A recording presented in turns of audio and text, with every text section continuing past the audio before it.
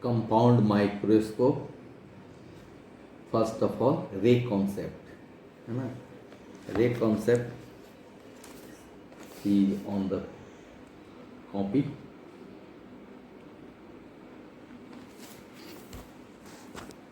Now discuss on the construction of the compound microscope, then after their working. So in construction there are two lenses. The lens near the object called objective lens, and the lens near the eye is called eyepiece. The focal length and aperture of the objective lens is smaller than the eyepiece because viewing of smaller objects. ठीक है. इसके बाद both lenses are arranged. ठीक. The object AB is placed beyond the focus of objective lens. In this situation, their image A dash B dash is formed by the objective lens, and this image acts as an object for the eyepiece. In the normal condition, their final image is formed at infinity, but the eyepiece is adjusted such that the A dash B dash lies between the optic center and focus of the eye lens, and in this situation the final image is formed at least distance of distinct vision, which is equivalent to 25 centimetre. इसके बाद अब हमको इस compound microscope का magnification calculate करना है. ठीक है. तो मैग्निफिकेशन का डिफिनीशन क्या होता है?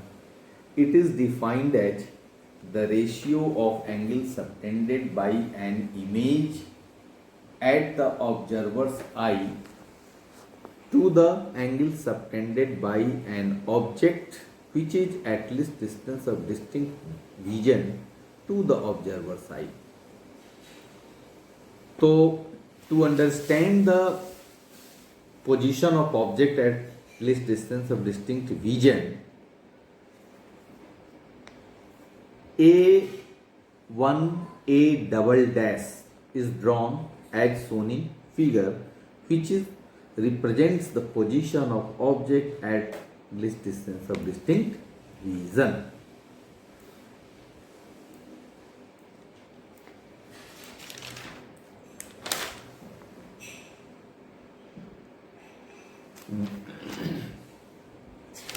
ठीक है. अब इसके बाद देखिए मैग्निफिकेशन का कैलकुलेशन करने के लिए क्या है. तो मैग्निफिकेशन का फॉर्मूला इस तरह से हो गया डिफिनीशन के अनुसार, tan बीटा बटे tan alpha.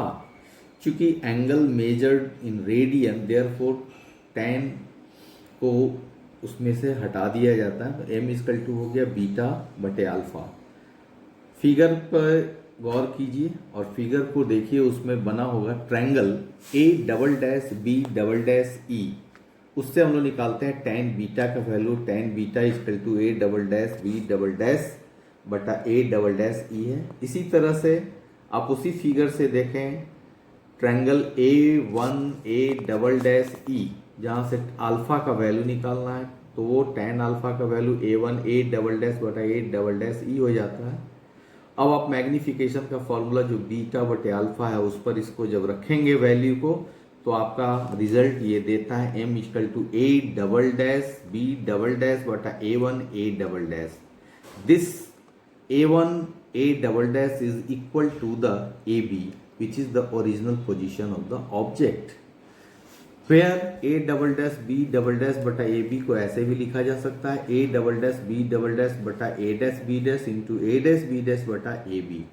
Now A double dash B double dash बटा A dash B dash जो है ये हो गया मैग्निफिकेशन ऑफ आईपीस, और A dash B dash बटा AB ये रिप्रेजेंट करता है मैग्निफिकेशन ऑफ ऑब्जेक्ट.